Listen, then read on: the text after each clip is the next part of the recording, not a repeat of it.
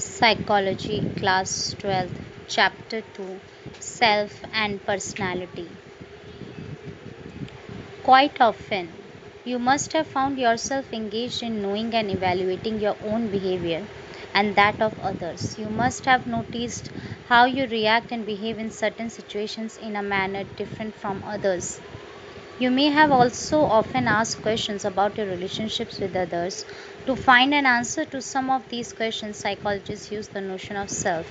Similarly, when we ask questions such as why people are different, how they make different meaning of events, and how they feel and react differently in similar situations, that is, questions relating to variations in behavior, the notion of personality comes into play. Both these concepts, that is, self and personality, are intimately related. Self, in fact, lies at the core of personality. The study of self and personality helps us understand not only who we are, but also our uniqueness as well as our similarities with others. By understanding self and personality, we can understand our own as well as others' behavior in diverse settings. Several thinkers have analyzed the structure and function of self and personality. As a result, we have different theoretical perspectives on self and personality today. So, this chapter we will introduce you to some basic concepts, some basic aspects of self and personality. You will also learn some important theoretical approaches to self and personality and certain methods of personality assessment. Self and personality. Self and personality refer to the characteristic ways in which we define our existence. They also refer to the ways in which our experiences are organized and show up in our behavior. From common observation, we know that different people hold different ideas about themselves. These ideas represent the self of a person. We also know that different people behave in different ways in a given situation, but the behavior of a particular person from one situation to another generally remains fairly stable. Such a relatively stable pattern of behavior represents the personality of that person. Thus, different persons seem to possess different personalities. These personalities are reflected in the diverse behavior of persons. Concept of self. From your childhood days, you may have spent considerable time thinking about who you are and how you are different from others. By now, you already may have developed some ideas about yourself. Although you may not be aware of it, let us try to have some preliminary notion of ourselves, that is, who are we. How easy was it for you to complete the sentences of who are we in various ways? How much time did you take? Perhaps it was not as easy as you may have thought at first. While working on it, you are describing yourself. You are aware of yourself in the same way as you are aware of various objects in your surrounding environment, such as a chair or a table in your room. A newly born child has no idea of itself. As a child grows older, the, the idea of self emerges and its formation begins. Parents, friends, teachers, and other significant persons play a vital role in shaping a child's ideas about self. Our interaction with other people, our experiences, and the meaning we give to them serve as a basis of our self. The structure of self is modifiable in the light of our own experiences and the experiences we have of other people. Notice what you will find that they have produced a fairly long list of attributes about how they identify themselves when you give this understanding of the self, such as I am, and then take the time when you finished it. The attributes they have used for identification tell us about the person as well as social cultural identities. Personal identity refers to those attributes of a person that makes her him different from others. When a person describes herself himself by telling her his name, for example, I am Sanjana or Karim, or her his qualities or characteristics, for example, I am honest or hardworking person, or her his potentialities or capabilities, for example, I am a singer or dancer, or her his beliefs, for example, I am a believer in God or destiny. She is disclosing her his Personal identity. Social identity refers to those aspects of a person that link her him to a social or cultural group or are derived from it. When someone says that he is a Hindu or a Muslim, a Brahmin, or an Adivasi or a North Indian or a South Indian or something like this, he is trying to indicate her his social identity. These descriptions characterize the way people mentally represent themselves as a person. Thus, self refers to the totality of an individual's conscious experiences, ideas, thoughts, and feelings with regard to herself or himself. These experiences and ideas define the existence of an individual both at the personal and at social levels. Self as subject.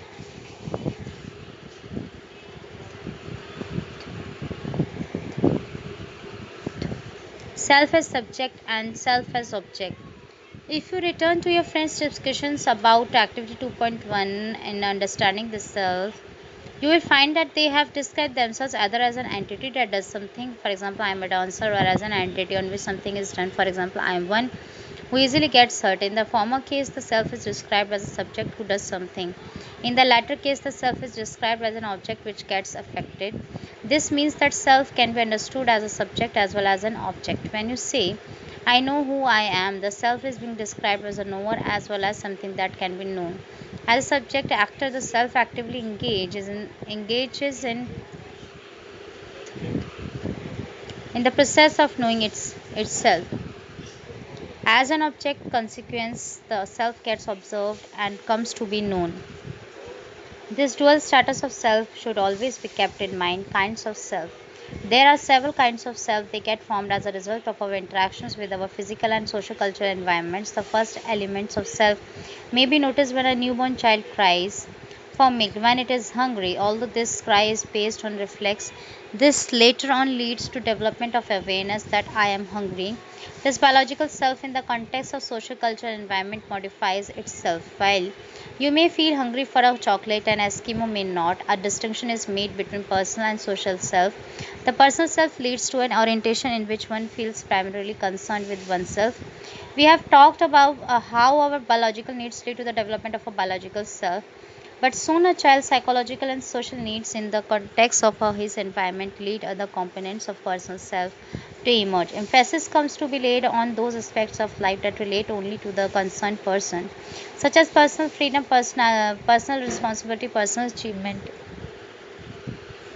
or personal comforts. The social self emerges in relation with others and emphasizes such aspects of life as cooperation, unity, affiliation, sacrifice, support, or sharing.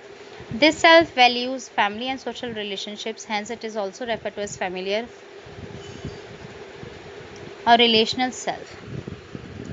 Cognitive and behavioral aspects of self. Psychologists from all parts of the world have shown interest in the study of self. These studies have brought out many aspects of our behavior related to self. As indicated earlier, all of us carry within us a sense of who we are and what makes us different from everyone else. We cling to our personal social identities and feel safe in the knowledge that it remains stable in our lifetime. The way we perceive ourselves and the ideas we hold about our competencies and attributes is also called self concept. At a very general level, this view of oneself is overall either positive or negative. At a more specific level, a person may have a very positive view of her his athletic bravery, but a negative view of her his academic talents. At an even more specific level, one may have a positive self concept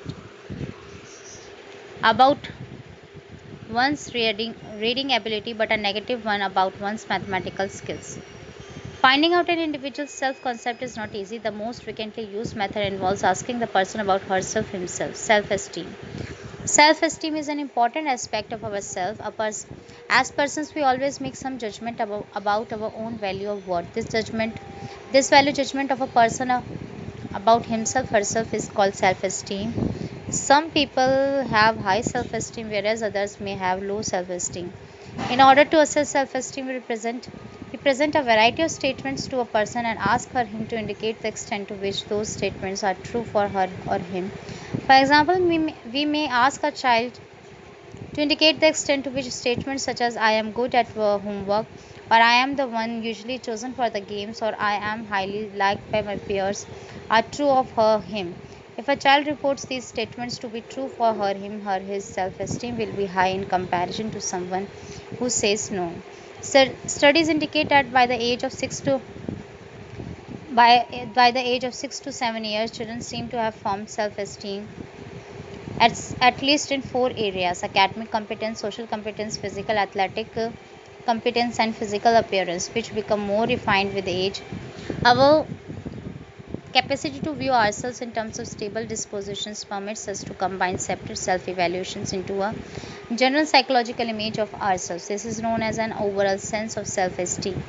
Self esteem shows a strong relationships with our everyday behavior. For example, children with high academic self esteem perform better in schools than those with low academic self esteem, and children with high social self esteem are more liked by their peers than those with low social self esteem. On the other hand, children with low self esteem in all areas are often found to display anxiety, depression, and increasing antisocial behavior. Studies have shown that warm and positive parenting helps in the development of high self esteem among children, as it allows them to know that they are accepted as competent and worthwhile. Children whose parents help or make decisions for them even when they do not need assistance often suffer from low self esteem.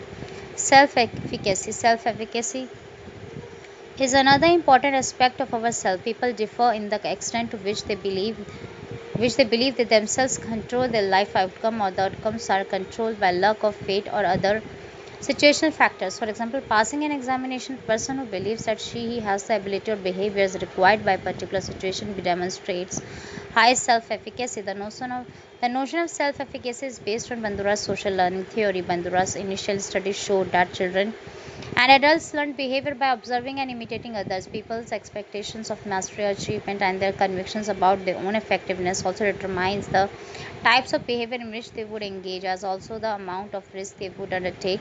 A strong sense of self-efficacy allows people to select, influence, and even construct the circumstances of their own life.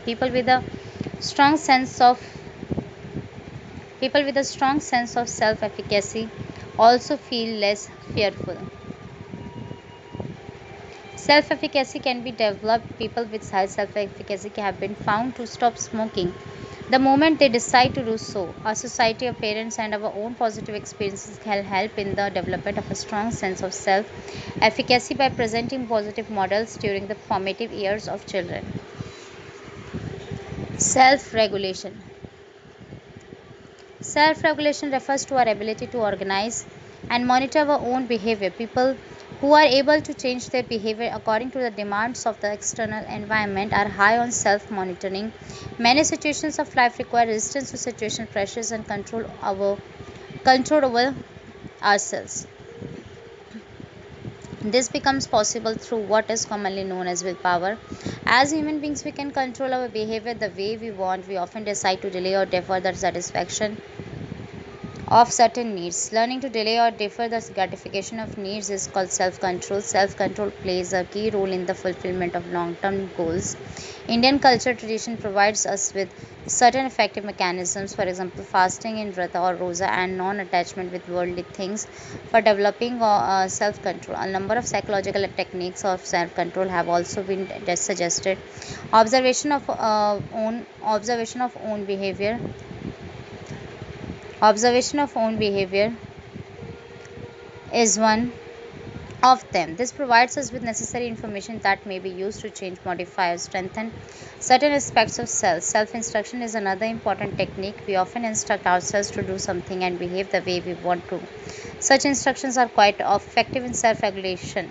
Self enforcement is the third technique. This involves rewarding behaviors that we have pleasant outcomes. For example, you may go to see a movie with friends if you have done well in an examination. These techniques have been tried out and found quite effective with respect to self-regulation and self-control. Culture and self. Several aspects of self seem to be linked to the characteristic features of the culture in which an individual lives. Analysis of self carried out in the Indian cultural context reveals a number of important features that are distinct from those found in the Western cultural context.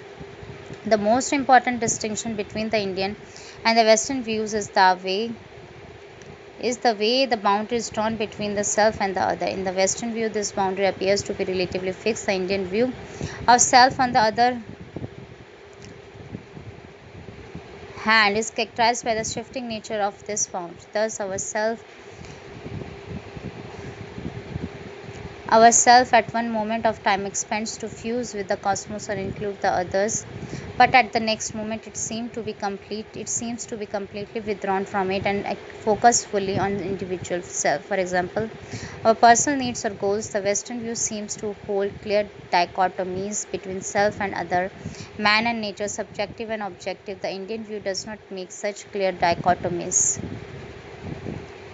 In the Western culture, the self and the group exist as two different entities with clearly defined boundaries. Individual members of the group maintain their individuality. In the Indian culture, the self is generally not separated from one's own group. Rather, both remain in a state of harmonious coexistence. In the Western culture, on the other hand, they often remain at a distance.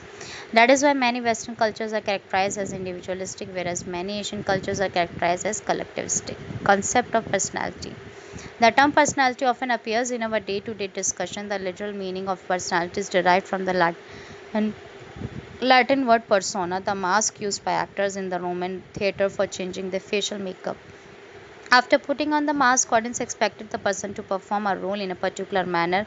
It did not, however, mean that the person enacting the given role necessarily possessed those qualities. For a layperson, personality generally refers to the physical or external appearance of an individual.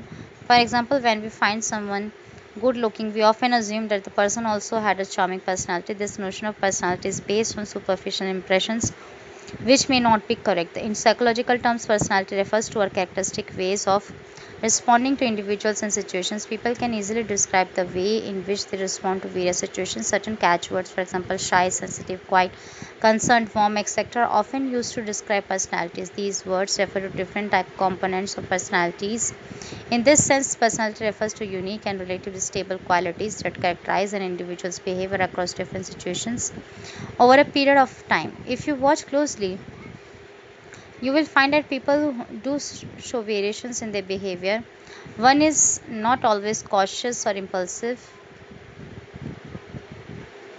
Shy or friendly personality characterizes individuals as they appear in most circumstances. Consistency in behavior, thought, and emotion of an individual across situations and across time periods characterizes his personality. For example, an honest person is more likely to remain honest irrespective of time or situation. However, situational variations in behavior do occur as they help individuals in adapting to their environmental circumstances. In brief, personality is characterized by the following features. First, it has both physical and psychological components to its expression in terms of behavior is fairly unique in a given individual. Third, its main features do not easily change with time. Fourth, it is dynamic in the sense that some of these features may change due to internal or external situational demands. Thus, personality is adaptive to situations. Once we are able to characterize someone's personality, we can predict how that person will probably behave in a variety of circumstances. An understanding of personality allows us to deal with people in realistic and acceptable ways. For example, if you find a child who does not like the orders, the most effective way to deal with that child will not to give orders but to present a set of acceptable alternatives from which the child may choose. Similarly, a child who has feelings of inferiority needs need to be treated differently from a child who is self-confident. Several other terms are used to refer to behavioral characteristics of individuals. Quite often, they are used as synonyms of personality. Major approaches to the study of personality. Psychologists interested in the study of personality try to answer certain questions about the nature and origin of individual differences in personality. You may have observed that two children in the same family develop dramatically different personalities. Not only they look physically different, but they also behave differently in different situations. These observations often generate curiosity and force us to ask, why is it that some people react differently in a given situation than others do? Why is it that some people enjoy adventurous activities while others like reading, watching television, or playing cards? Are these differences stable all through one's life, or are they just short lived and situation specific? A number of approaches and theories have been developed to understand and explain behavioral differences among individuals and behavioral consistencies within an individual. These theories are based on different models of human behavior. Each throws light on some but not all aspects of personality. Psychologists distinguish between type and trait approaches to personality. The type approaches attempts to comprehend human personality by examining certain patterns in the observed behavioral characteristics of individuals. Each behavioral pattern refers to one type in which individuals are placed in terms of the similarity of their behavioral characteristics with that pattern. In contrast, the trait approach focuses on the specific psychological attributes along which individuals tend to differ in consistent and stable ways. For example, one person may be less shy, whereas another may be more, or one person may be less friendly, whereas another may be more. Here, shyness and friendliness represent traits along which individuals can be rated in terms of the degree of presence or absence of the concerned behavioral quality or a trait. The interactional approach holds that situational characteristics play an important role in determining our behavior. People may behave as People may behave as dependent or independent, not because of their internal personality trait, but because of external rewards or threats available in a particular situation. The cross situations consistency of traits is found to be quite low. The compelling influence of situations can be noted by observing people's behavior in places like a market, a courtroom, or a place of worship. Personality related terms: temperament, biologically biologically based characteristic, way of reacting, trait, stable, persistent, specific way of behaving, disposition, tendency of a person to react to a given situation in a particular way, character, the overall pattern of regularly occurring behavior, habit over learned modes of behaving, values, goals, and ideals that are considered important and worthwhile to achieve. Type approaches. As we explained above, personality types are used to represent and communicate a set of expected behaviors based on similarities. Efforts to categorize people into personality types have been made since ancient times. The Greek physician Hippocrates had proposed a typology of personality based on trade or humor. He classified people into four types, that is, sanguine, phlegmatic, melancholic, and choleric, each characterized by specific behavioral features. In India, also, Charak Samhita, famous treatise on Ayurveda, classifies people into the categories of Vata, Pitta, and Kapha on the basis of three humoral elements called three dosha. Each refers to a type of temperament called Prakriti, basic nature of a person. Apart from this, there is also typology of personality based on the three gunas, that is Sattva, Rajas, and Tamas. Sattva guna includes attributes like cleanliness, truthfulness, dutifulness, detachment, discipline, etc. Rajas guna includes intensive activity, desire for sense gratification, dissatisfaction, envy for others, and a materialistic mentality, etc. Tamas guna characterizes anger, arrogance, depression, laziness, feeling of helplessness, etc. All the three gunas are present in each and every person different degrees. The dominance of one or other gun may lead to a particular type of behavior. Within psychology, the personality types given by Sheldon are fairly well known. Using body build and temperament as the main basis, Sheldon proposed the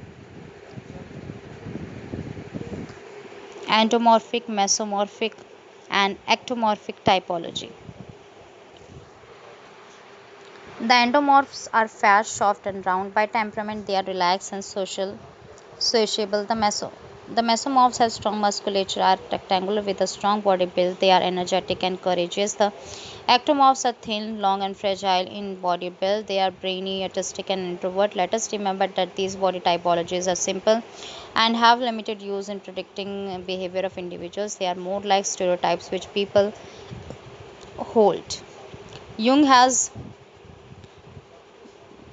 Jung has proposed another important typology by grouping people into introverts and Extroverts. This is widely recognized. According to this typology, introverts are people who prefer to be alone, tend to avoid others, withdraw themselves in the face of emotional conflicts, and the shy extroverts, on the other hand, are sociable, outgoing, drawn to occupations that allow dealing directly with people, and react to stress by trying to lose themselves among people and social activity. In recent years, Friedman and Rosenman have classified the individuals into type A and type B personalities. The two researchers were trying to identify psychosocial risk factors when they discovered these types. People characterized by type A personalities seem to possess high motivation, lack patience, feel short of time, be in a great hurry, and pe- feel like being always burdened with work. Such people find it difficult to slow down and relax. People with type A personality are more susceptible to problems like hypertension and coronary heart disease (CHD).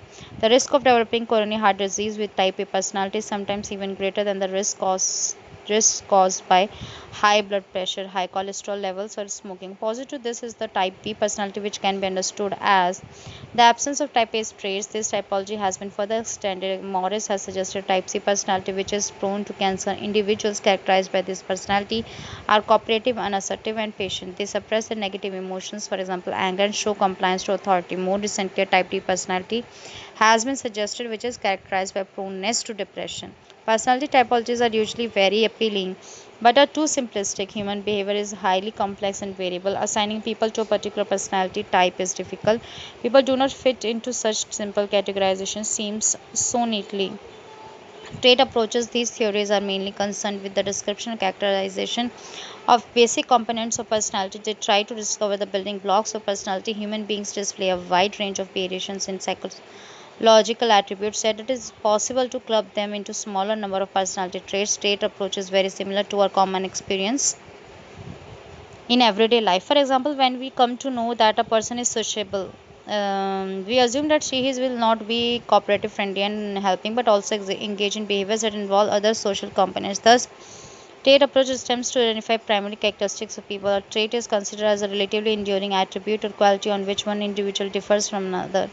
They include a range of possible behaviors that are activated according to the demands of the situation. Thus, to summarize, A, traits are relatively stable over time. B, they are generally consistent across situations. And C, their strengths and combinations vary across individuals, leading to individual differences in personality.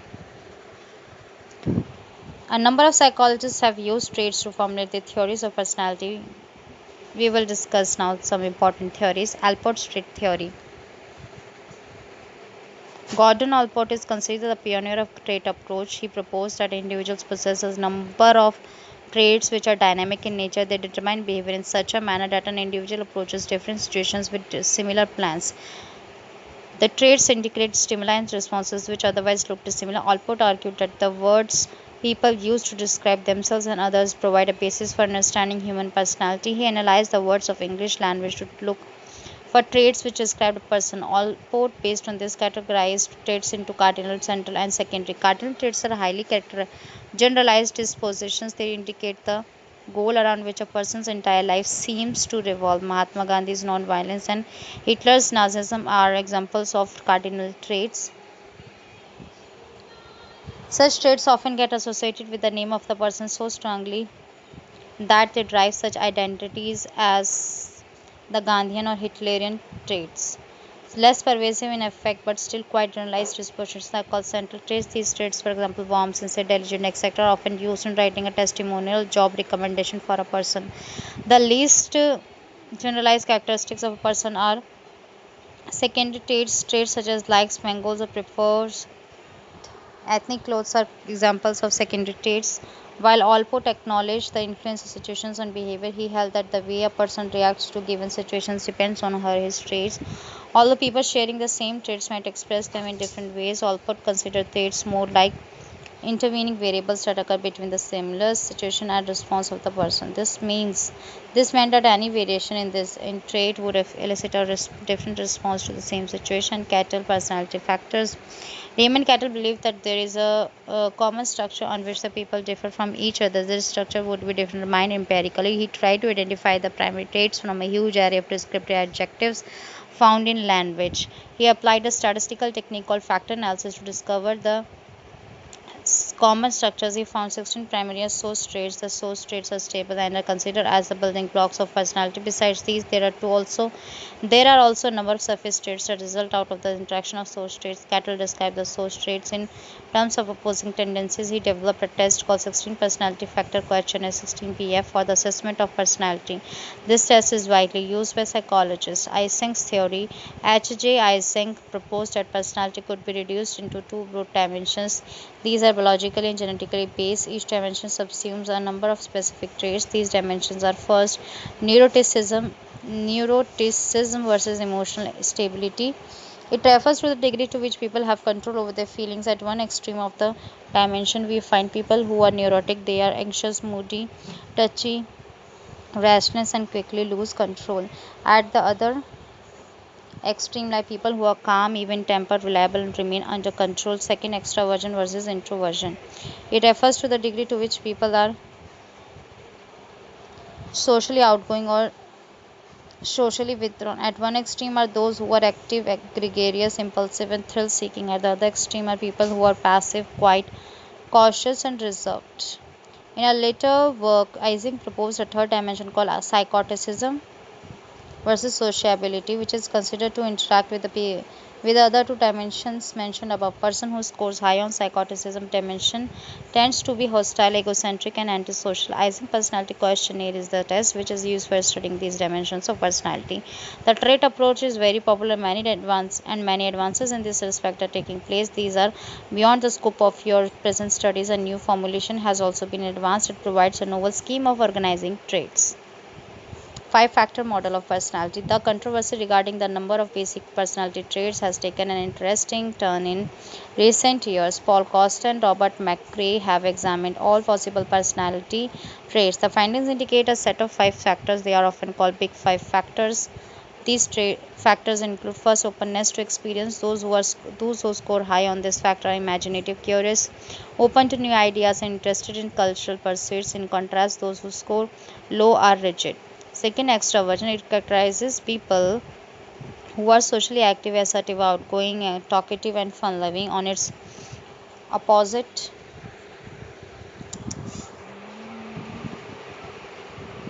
on its opposite are people who are shy. Third, agreeableness. This factor characterizes people who are helpful, cooperative, friendly, caring, and nurturing. On the opposite are people who are hostile and self-centered. Fourth, neuroticism. People who score People who score high on this factor are emotionally unstable, anxious, worried, fearful, distressed, irritable, and hypertensive. On the opposite side are people who are well adjusted. 5. Conscientiousness. Those who score high on this factor are achievement oriented, dependable, responsible, prudent, hardworking, and self controlled. On the opposite are people who are impulsive. This five-factor model represents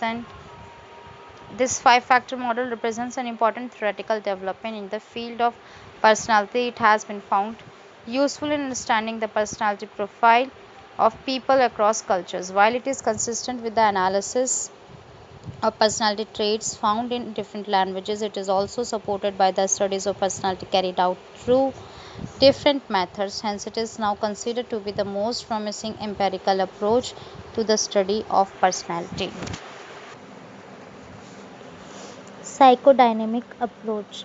This is a this is a highly popular approach to studying personality. This view owes largely to the contributions of Sigmund Freud. He was a physician and developed this theory in the course of his clinical practice. Early in his career, he used hypnosis to treat people with physical and emotional problems. He noted that many of his patients needed to talk about the problems, and having talked about them, they often feel better. Freud used free association, a method in which a person is asked to openly share all the thoughts, feelings, and ideas that come to his mind. Trains an analysis of errors to understand the internal functioning of the mind. Levels of consciousness. Freud's theory considers the sources and consequences of emotional conflicts and the way people deal with these. In doing so, it visualizes the human mind in terms of three levels of consciousness. The first level is conscious, which includes the thoughts, feelings, and actions of which people are aware. The second level is preconscious, which includes mental activity of which people may become aware only if they attend to it closely. The third level is unconscious, which includes mental activity that people are unaware of. According to Freud, the unconscious is a reservoir of instinctive or animal drives. It also stores all ideas and wishes that are concealed from conscious awareness, perhaps because they lead to psychological conflicts. Most of these arise from sexual desires which cannot be expressed openly and therefore are repressed. People constantly struggle to find either some socially acceptable ways to express unconscious impulses or to keep those impulses away from being expressed. Unsuccessful resolution of conflicts results in abnormal behavior. Analysis of forgetting, mispronunciations, jokes, and dreams provide us with the means to approach the unconscious. Freud developed a therapeutic procedure called psychoanalysis. The basic goal of psychoanalytic therapy is to bring the repressed unconscious materials to consciousness, thereby helping people to live in a more self aware and integrated manner. Structure of personality. According to Freud's theory, the primary structural elements of personality are three, that is, id, ego, and superego. They reside they reside in the unconscious as forces and they can be inferred from the ways people behave. Now let us remember that id, ego, and superego are concepts, not real physical structures. Now we will discuss these terms in some detail. It is the source of a person's instinctual energy. It deals with immediate gratification of primitive needs, sexual desires, and excessive impulses. It works on the pleasure principle, which assumes that people seek pleasure and try to avoid pain. Freud considered much of a person's instinctual energy to be sexual and the rest is aggressive. It does not care for moral values, society, or other individuals. Ego. It grows out of it and seeks to satisfy an individual's instinctual needs in accordance with reality. It works by the reality principle and often directs it towards more appropriate ways of behaving. For example, the id of a boy who wants an ice cream cone tells him to grab the cone and eat it. His ego tells him that if he grabs the cone without asking, he may be punished. Working on the reality principle, the boy knows that the best way to achieve gratification is to ask for permission to eat the cone. While the id is demanding, unrealistic, and work according to pleasure principle, the ego is patient, reasonable, and works by the reality principle. Superego. The best way to characterize the superego is to think of it as the moral branch of mental functioning. The superego tells the id and the ego whether gratification in a particular instance is ethical. It helps control the id by internalizing the parental authority through the process of socialization. For example, if a boy seeks and wants an ice cream cone and asks his mother for it, his superego will indicate that his behavior is morally correct. This approach towards obtaining the ice cream will not create guilt, fear, anxiety in the boy. Thus, in terms of individual functioning, Freud thought of the unconscious as being composed of three competing forces. In some people, the id is stronger than the superego. In others, it is the superego. The relative strength of the id, ego, and superego determines each person's stability. Freud also assumed that it is energized by two instinctual forces called life instinct and death instinct. He paid less attention to the death instinct and he paid less attention to the death instinct and focused more on the life or sexual instinct. The instinctual life force that energizes the id is called libido. It works on the pleasure principle and seeks immediate gratification. Ego defense mechanisms. According to Freud, much of human behavior reflects an attempt to deal with or escape from anxiety. Thus, how the ego deals with anxiety largely determines how people behave. Freud believed that people avoid anxiety mainly by developing defense mechanisms that try to defend the ego against the awareness of the instinctual needs. This defense mechanism is a way of reducing anxiety by distorting reality, although some defense against anxiety is normal and adaptive. People who use these mechanisms to such an extent that reality is truly distorted develop various forms of maladjustment. Freud has described many different kinds of defense mechanisms. The most important is repression, in which anxiety provoking behaviors or thoughts are totally dismissed by the unconscious. When people repress a feeling or desire, they become totally unaware of that wish or desire. Thus, when a person says, I do not know why I did it, that some repressed feelings or desire is expressing itself. Other major defense me-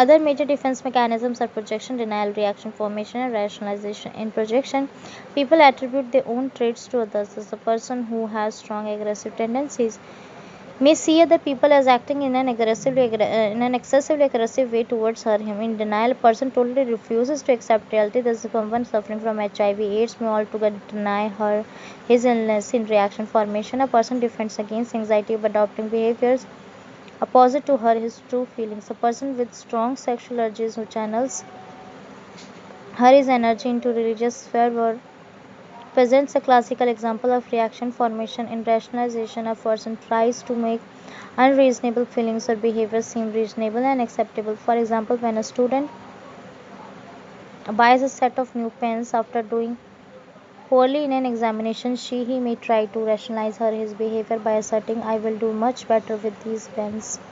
People who use defense mechanisms are often aware of doing so. Each defense mechanism is a way for the ego to deal with the uncomfortable feelings produced by anxiety. However, Freud's ideas about the role of defense mechanisms have been questioned. For example, his claim that projection reduces anxiety and stress has not found support in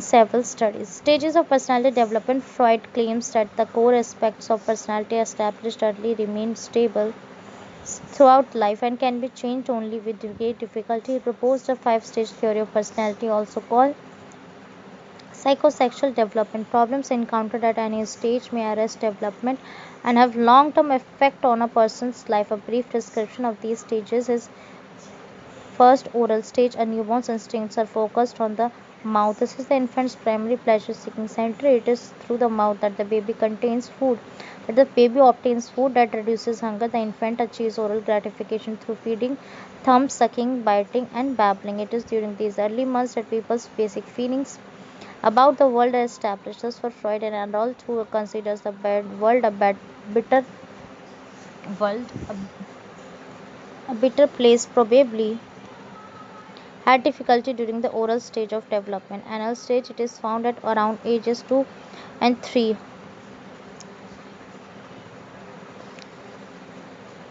It is found that around ages 2 and 3 the child learns to respond to some of the demands of the society. One of the principal demands made by parents is that the child learns to control the bodily functions of urination and defecation. Most children at this age experience pleasure in moving their bowels. The anal area of the body becomes a focus of certain pleasurable feelings. This stage establishes the basis for conflict between the id and the ego and between the desire for babyish pleasure and demand for adult controlled behavior. Phallic stage, the stage focuses on the genitals at around ages 4 and 5. Children begin to realize the differences between males and females. They become aware of sexuality and the desire and the sexual relationship between their parents. During this stage, the child experiences the Oedipus complex, which involves love for the mother, hostility towards the father, and the consequent fear of punishment or castration by the father. Oedipus was a Greek king who unknowingly killed his father and then married his mother. A major developmental achievement of this stage is the resolution of the Oedipus complex. This takes place by accepting his father's relationship with his mother and modeling his own behavior after his father. For girls, the Oedipus complex, called the Electra complex after Electra, a Greek character who induced her brother to kill their mother, follows a slightly different course. By attaching her love to the father, a girl tries to symbolically marry him and raise a family. When she realizes that this is unlikely, she begins to identify with her mother and copy her behavior as a means of getting or sharing in her father's affection. The critical component in resolving the Oedipus complex is the development of identification with the same sex parents. In other words, boys give up sexual feelings for their mothers and begin to see their fathers as role models rather than as rivals. Girls give up their sexual desires for their father and identify with their mother.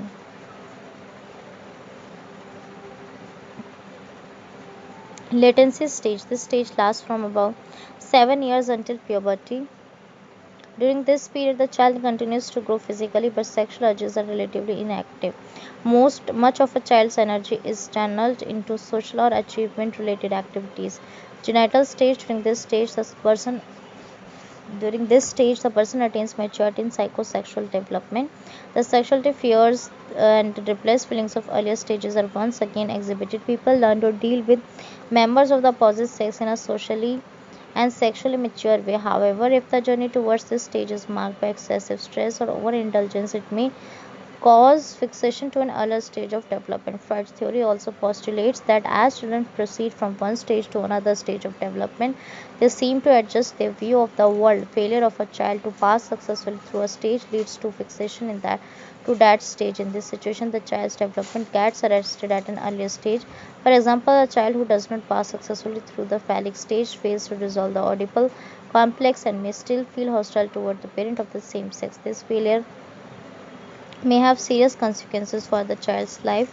Such a boy may come to consider that men are generally hostile and may wish to relate to females in a dependable relationship.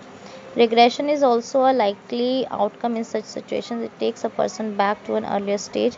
Regression occurs when a person's resolution of problems at any stage of development is less than adequate. In this situation, people display behaviors typical of a less mature stage of development. Post-Freudian approaches. A number of theorists further developed their ideas following Freud. Some had worked with him and then moved on to develop their own versions of the psychoanalytic theory. These theories these theories have been called neo-analytic and post-Freudian in order to differentiate their work from Freud's. These theories are characterized by less prominent roles to sexual and aggressive tendencies of the id and expansion of the concept of ego. The human qualities of creativity, competence, and problem-solving abilities are emphasized. Some of these theories are briefly described, such as Carl Jung, aims and aspiration. Jung worked with Freud in his early stages of career, but later on he broke away from Freud. Jung saw human beings guided as much by aims and aspirations as by sex and aggression. He developed his own theory of personality called analytical psychology. The basic assumption of his theory is that personality consists of competing forces and structures within the individual that must be balanced, rather than between the individual and the demands of society or between the individual and reality. Jung claimed that there was a collective unconscious consisting of archetypes and or primordial images. These are not individually acquired but are inherited. The god or the mother earth is a good example of archetypes. They are found in myths, dreams, and arts of all mankind. Jung held that the self strives for unity and oneness. It is an archetype that is expressed in many It is an archetype that is expressed in many ways. He devoted much of his efforts to the study of such expressions in various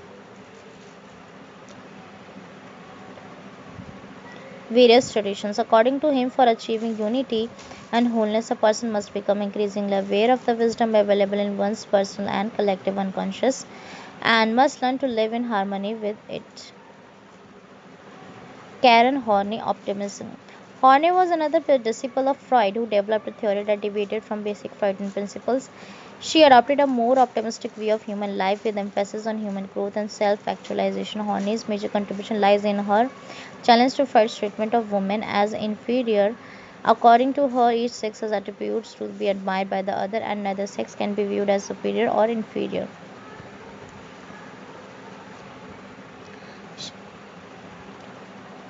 She She countered that women were more likely to be affected by social and cultural factors than by biological factors. She argued that psychological disorders were caused by were caused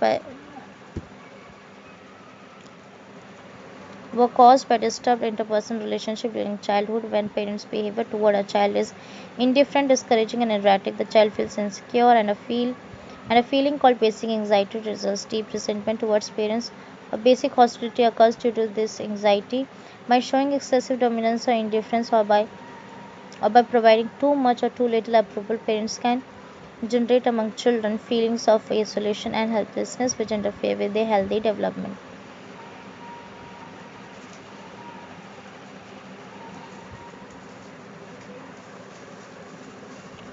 Alfred Adler, Lifestyle and Social Interest. Adler's theory is known as individual psychology. His basic assumption is that human behavior is purposeful and goal directed. Each one of us has the capacity to choose.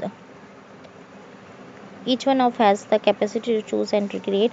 A person's goals are the sources of our motivation, the goals that provide us with security and help us in overcoming the feelings of inadequacy are important in a personality development. In Adler's view, every individual suffers from the feelings of inadequacy and guilt, that is inferiority complex, which arise from childhood. Overcoming this complex is essential for optimal personality development. Eric Fromm, The Human Concerns. In contrast to Freud's biological orientation, Fromm developed his theory from a social orientation. He viewed human beings as basically social beings who could be understood in terms of their relationship with others. He argued that psychological qualities such as growth and realization of potentials resulted from a desire for freedom and striving for justice and truth. Fromm holds that character traits, personality develop from experiences with other individuals. While culture is shaped by the mode of existence of a given society, people's dominant character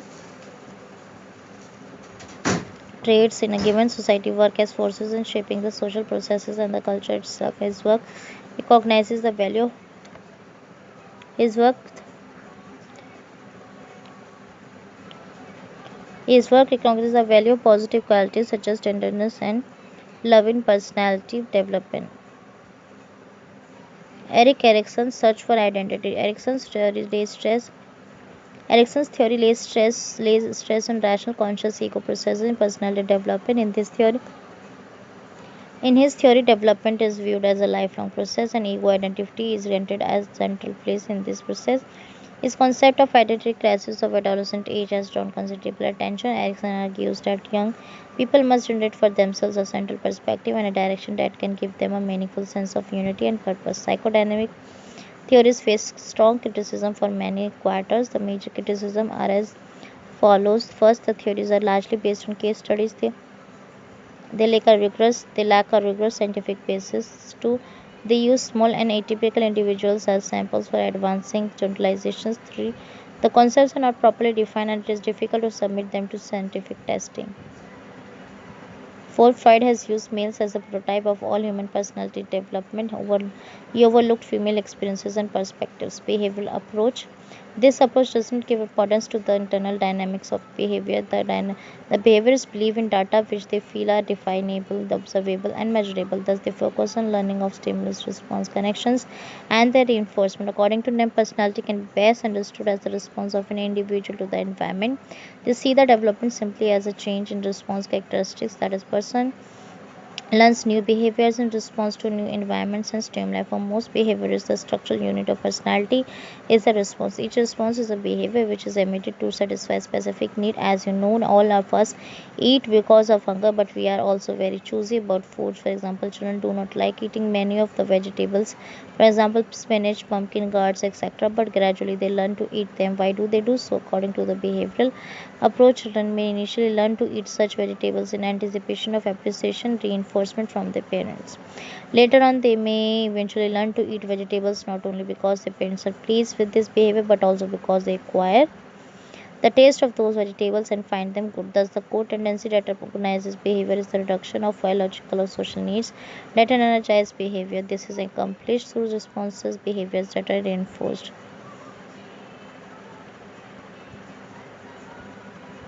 There are several different learning principles that involve the use of stimuli responses and reinforcements in different ways. The theories of classical conditioning, Pavlov, instrumental conditioning, Skinner, and observational learning, Bandura, are well known to you.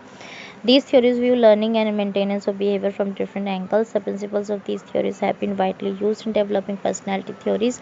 For example, observational learning theory considers thought processes extremely important in learning, but these find almost no place in classical or instrumental conditioning theories.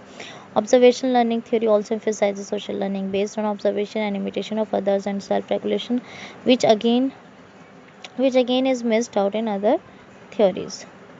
Cultural approach. This approach attempts to understand personality in relation to the features of ecological to the features of ecological and cultural environment. It proposes that a group's economic maintenance system plays a vital role in the origin of cultural and behavioral variations, the climatic conditions, the nature of terrain of the habitat, and the availability of food, flora, and fauna in it determine not only people's economic activity but also their settlement patterns, social structures, division of labor, and other features such as child rearing practices. Taken together, these elements constitute a child's overall learning environment. People's skills, abilities, behavioral styles, and value priorities are viewed as strongly linked to these features.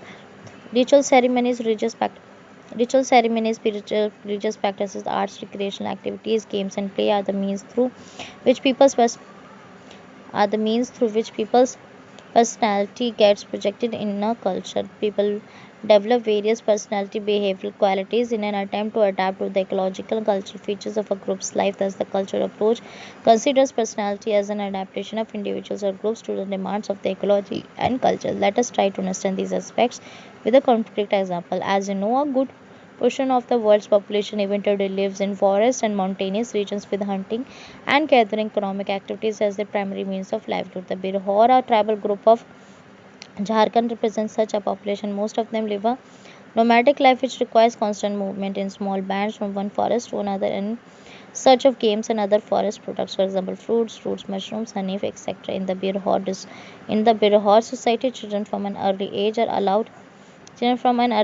allowed enormous freedom to move into forests and learn hunting and gathering skills. Their child socialization practices are also aimed at making children independent, do many things without help from elders, autonomous, take several decisions for themselves, and achievement oriented, accept risks and challenges as such as those involved in hunting from an early age of life.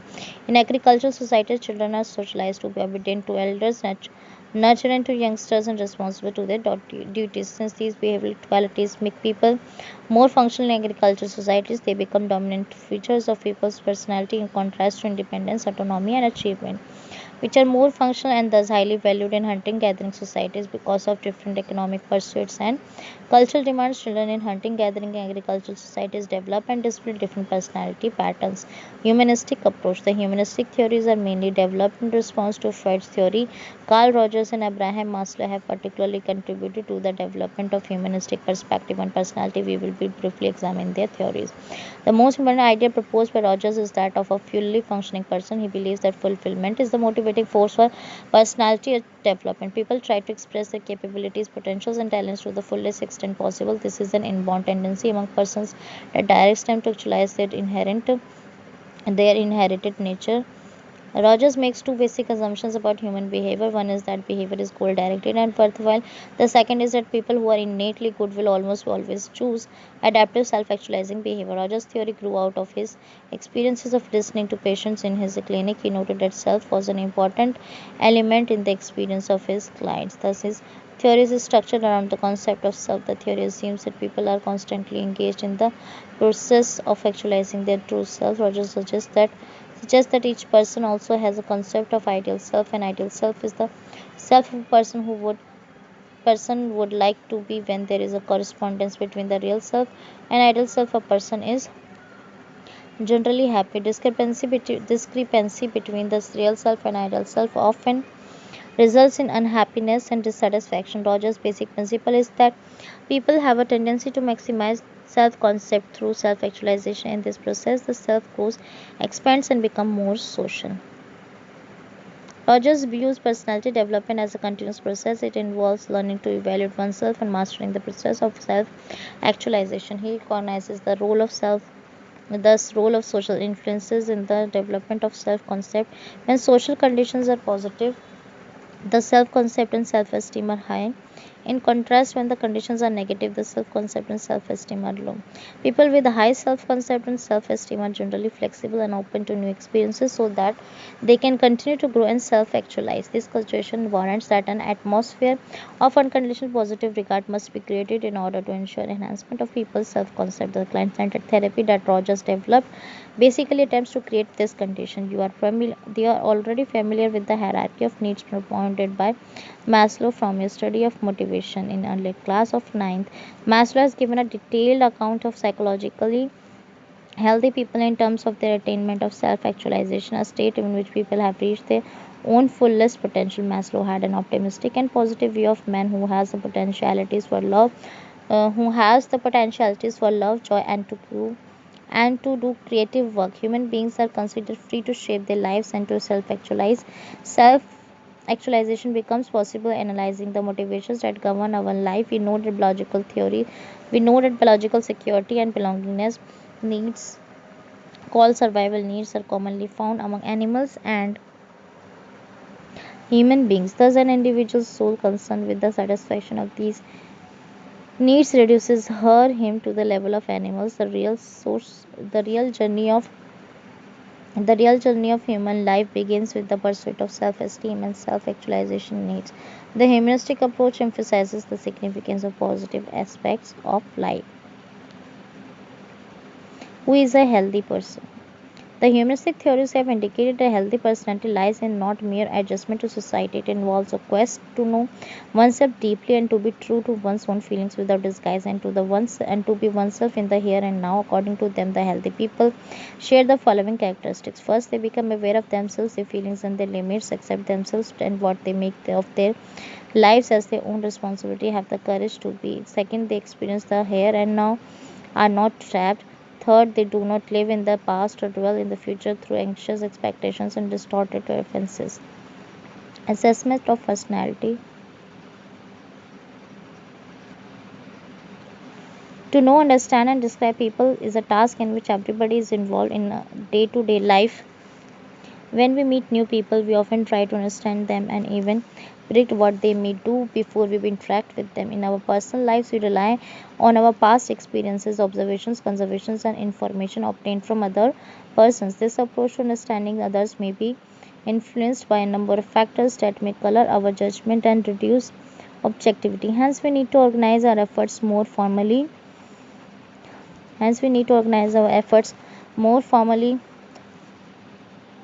to analyze personalities. A formal effort aimed at understanding a personality of an individual is termed as personality assessment. Assessment refers to the procedures used to evaluate or differentiate people on the basis of certain characteristics.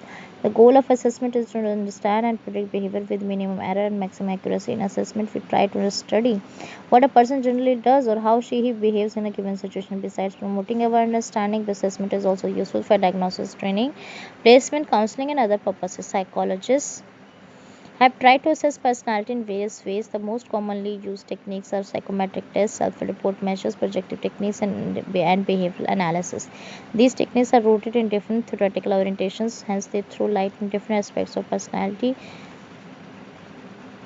Self-report measures. It was Allport who suggested that the best method to assess a person is by asking him about herself himself. This led to the use of self-report measures. These are fairly structured measures, often based on theory, that require subjects to give verbal responses using some kind of rating scale. The method requires the subject to objectively report his own feelings with respect to various items. The responses are accepted at their face value. They are scored in quantitative terms and interpreted on the basis of norms developed for the test. Some of the well-known self-report measures are briefly described. First, the Minnesota Multiphasic Personality Inventory. This inventory is widely used as a test in personality assessment. Hathaway and McKinley developed this test as a helping tool for psychiatric diagnosis, but the test has been found very effective in identifying varieties of psychopathology. Its revised version is available as MMPI-2. It consists of 567 statements. The subject has to judge each statement as true or false for him. The test is divided into 10 subscales which seek to diagnose hypochondriasis, depression, hysteria, psychopathic deviant masculinity, femininity, paranoia, psychasthenia, schizophrenia, mania, and social introversion. In India, Malik and Joshi have developed the Jodhpur Multiphasic Personality Inventory (JMPI) along the lines of MMPI. Ising Personality Questionnaire (EPQ), developed by Ising, this test initially assessed two dimensions of personality called introverted, extroverted, and emotionally stable, emotionally unstable. These dimensions are characterized by 32 personality traits. Later on, Ising added a third dimension called psychoticism. It is linked to psychopathology that represents a lack of feeling for others. a tough manner of interacting with people, and a tendency to defy social conventions. A person scoring high on this dimension tends to be hostile, egocentric, and antisocial. This test is also widely used. 16 Personality Factor Questionnaire 16 PF. This test was developed by Cattell. On the basis of his studies, he identified a large set of personality descriptors which were subjected to factor analysis to identify the basic personality structure. We will learn about this statistical technique later. The test provides with declarative statements and the subject responds to a specific situation by choosing from a set of given alternatives. The test can be used with high school level students as well as with adults. It has been found extremely useful in career guidance, vocational exploration, and occupational testing. Apart from the famed popular tests which use self-report techniques which have been described above, there are several others that try to assess specific dimensions of personality. For example, authoritarianism, locus of control, optimism, etc. As you proceed further, you will with your study of psychology, you will come to know more about them. The self report measures suffer from a number of problems. Social desirability is one of them. It is a tendency on the part of the respondent to endorse items in a socially desirable manner. Acquiescence is another one. It is a tendency of the subject to agree with items questions irrespective of their contents. It often appears in the form of saying yes to items. These tendencies render the assessment of personality less reliable. It is also necessary to sound a note of caution at this stage. Remember that psychological testing and understanding personality requires great skill and training. Unless you have acquired these to an optimal level under careful supervision of an expert, you should not venture into testing and interpreting the personality of your friends who do not study psychology. Projective techniques. The techniques of personality assessment described so far are known as direct techniques because they tend to rely on information directly obtained from the person who clearly knows that her his personality is being assessed. So, in these situations, people generally become self conscious and hesitate to share their private feelings, thoughts, and motivations. When they do so, they often do it in a socially desirable manner. The psychoanalytic theory tells us that a large part of human behavior is governed by unconscious motives. Direct methods of personality assessment cannot uncover the unconscious part of our behavior. Hence, they fail to provide us with a real picture of an individual's personality. These problems can be overcome by using indirect methods of assessment. Projective techniques fall in this category. Projective techniques were developed to assess unconscious motives and feelings. These techniques are based on the assumption that a less structured or unstructured stimulus or situation will allow this individual to project his feelings, desires, and needs onto that situation. These projections are interpreted by experts. A variety of projective techniques have been developed. They use various kinds of stimulus materials and situations for assessing personality. Some of them require purporting associations with stimuli. For example, words, ink plots. Some involve story writing around pictures. Some require sentence completion, some require expression through drawings, and some require choice of stimuli from a large set of stimuli. While the nature of stimuli and responses in these techniques vary enormously, all of them do share the following features. First, the stimuli are relatively fully unstructured and poorly defined. Two, the person being assessed is usually not told about the purpose of assessment and the method of scoring and interpreting. Three, the person is informed that there are no correct or incorrect responses. Four, each person is considered to reveal a significant aspect of personality. 5. Scoring and interpretation are lengthy and sometimes subjective. Projective techniques are different from the psychometric tests in many ways. They cannot be scored in any objective manner. They generally require qualitative analysis for which a rigorous training is needed. In the further preceding chapter, we will some of the well-known projective techniques will be discussed. So the Rorschach inkblot test. This test was developed by Hermann Rorschach. The test consists of 10 ink blots. 5 of them are in black and white, 2 with some red ink, and the remaining 3 in some pastel colors.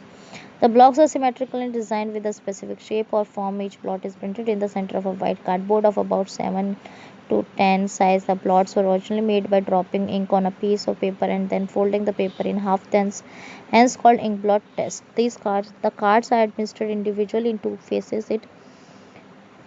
In the first phase, called performance proper, the subjects are shown the cards and asked to tell what they see in each of them. In the second phase, called inquiry, a detailed report of the response is prepared by asking the subject to tell where, how, and on what basis was a particular response made. Fine judgment is necessary to place the subject's responses in a meaningful context. The use and interpretation of this test requires extensive training. Computer techniques to have been developed for analysis of data. The thematic apperception test TAT. This test was developed by Morgan and Murray. It is a little more structured than the inkblot test. The test consists of 30 black and white picture cards and one blank card. Each picture card depicts one or more people in a variety of situations. Each picture is printed on a card. Some cards are used with adult males or females, others are used with boys or girls, still others are used in some combinations. 20 cards are appropriate for a subject, although a lesser number of cards, even 5, have also been successfully used. The cards are presented and one at a time. The subject is asked to tell a story describing situation presented in the picture, what led up to the situation, what is happening at the moment, what will happen in the future, and what the characters are feeling and thinking. A standard procedure is available for scoring. A standard procedure is available for scoring TAT responses. The test has been modified for children and for the aged. Uma Chaudhary's Indian adaptation of TAT is also available.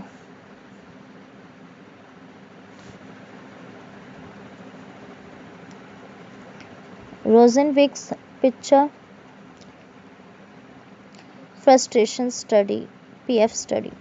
This test was developed by Rosenwick to assess how people express aggression in the face of a frustrating situation. The test presents, with the help of cartoon-like pictures, a series of stage situations in which one person frustrates another, calls attention on a frustrating condition. The subject is asked to tell what the other frustrated person will say or do. The analysis of responses is based on the type and direction of aggression. An attempt is made to examine whether the focus is on the frustrating object or on protection of the frustrated person or on constructive solution of the problem. The direction of aggression may be towards the environment, towards oneself, or it may be turned off in an attempt to gloss over or evade the situation. Parikh has adapted this test for use with the Indian population. Sentence completion test. This test makes use of a number of incomplete sentences. The starting part of the sentence is first presented and the subject has to provide an ending to the sentence. It is held that the type of endings used by the subjects reflect the attitudes, motivation, and conflicts. The test provides subjects with several opportunities to reveal the underlying unconscious motivations. A few samples of items of a sentence's completion test are: first, my father dash dash dash dash. Second, my greatest fear is dash dash dash. Third, the best thing about my mother is dash. Fourth, I am proud of dash. So you have to complete these sentences. So draw a person test. It is a simple test in which the subject is asked to draw a person on a sheet of paper. A pencil and eraser is provided to facilitate drawing. After the completion of the drawing, the subject is generally asked to draw the figure of an opposite sex person. Finally, the subject is asked to make a story about the person as if he was a character in a novel or play. Some examples of interpretations are as follows. First, omission of facial features suggests that the person tries to evade a highly conflicted interpersonal relationship. Second, graphic emphasis on the neck suggests lack of control over impulses. 3.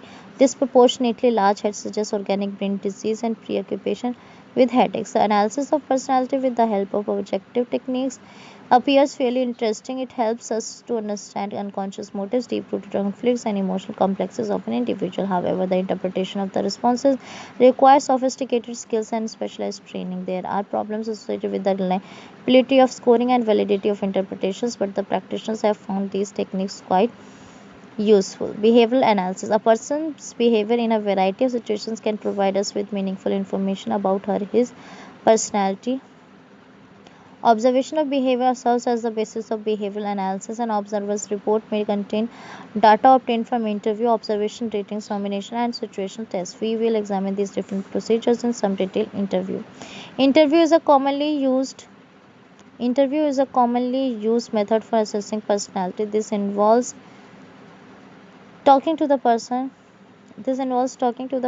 being assessed and asking specific questions. Diagnostic interviewing generally involves an in-depth interviewing which seeks to go beyond the replies given by the person. Interviews may be structured or unstructured depending on the person, depending on the purpose or goals of assessment. In unstructured interviews, the interviewer seeks to develop an impression about a person by asking a number of questions.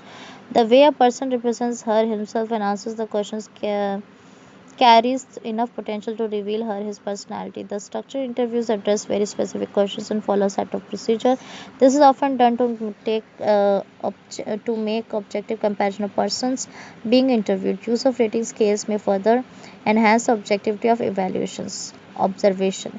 Behavioral observation is another method which is very commonly used for the assessment of personality. Although all of us watch people and form impressions about their personality, use of observation for personality assessment is a sophisticated procedure that cannot be carried out by untrained people. It requires careful training of the observer and a fairly detailed guideline about analysis of behaviors in order to assess the personality of a given person. For example, a clinical psychologist may like to observe his client's interaction with family members and home visitors with carefully designed observations. With carefully designed observation, the clinical psychologist may gain considerable insight into client's personality. In spite of the frequent and widespread use, observation and interview methods are characterized by the following limitations. First, the professional training required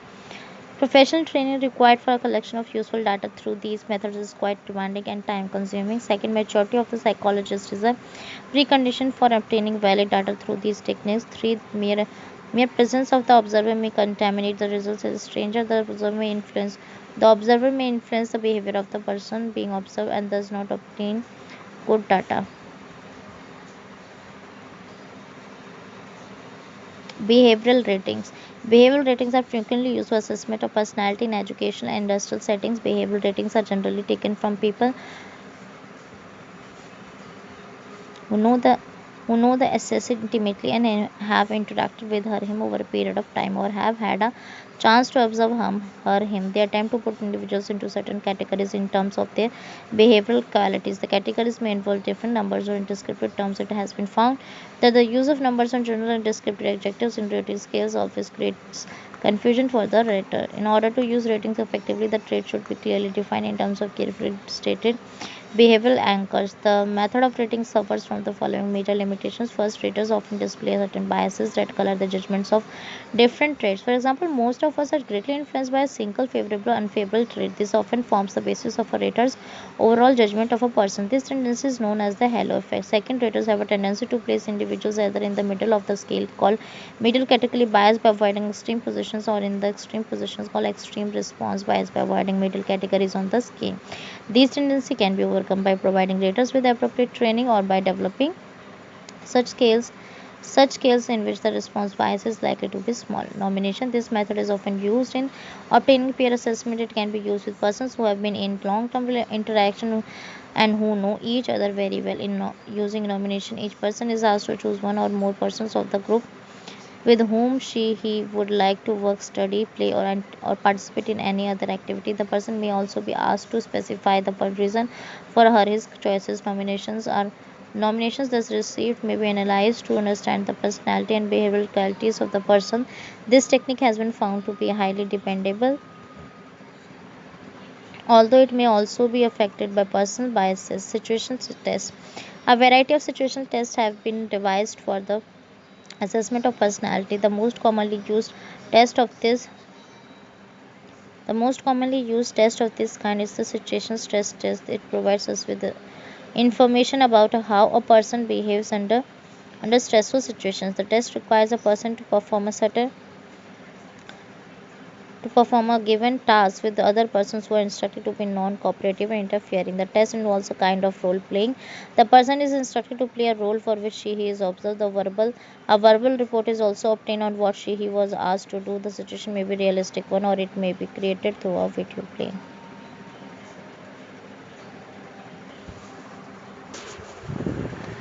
Summarizing the chapter, the study of the self and the personality helps us understand ourselves as well as others.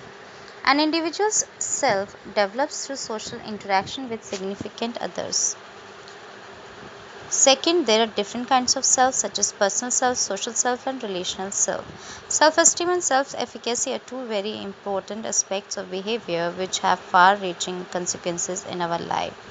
Third, the psychological techniques of self regulation include systematic observation of one's behavior, self reinforcement, and self instruction.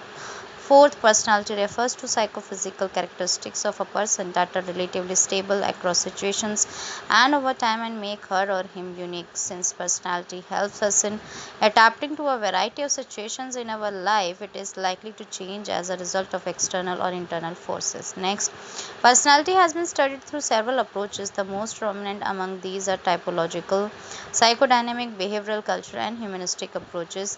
Next, the typological approach attempts to describe personality in terms of a few types which are characterized by a cluster of traits. Alport, Cattell, and Eysenck have advocated a trait approach to personality which offers a unified view of a person. Next, Freud developed psychodynamic approach and discussed personality in terms of a constant conflict between our internal forces called id ego and superego. In Freud's view, unconscious conflicts are rooted in the process of psychosexual development which occurs through oral anal phallic latency and genital stages. Another one is post-Freudian theories focus on interpersonal forces and the contemporary circumstances of life of the person. Jung from Adelhorne and Erikson brought out the role of ego and social forces in personality. Next is the behavioral approach, views personality as a response of an individual to the environment. They consider response as the structural unit of personality which is emitted to satisfy a specific need.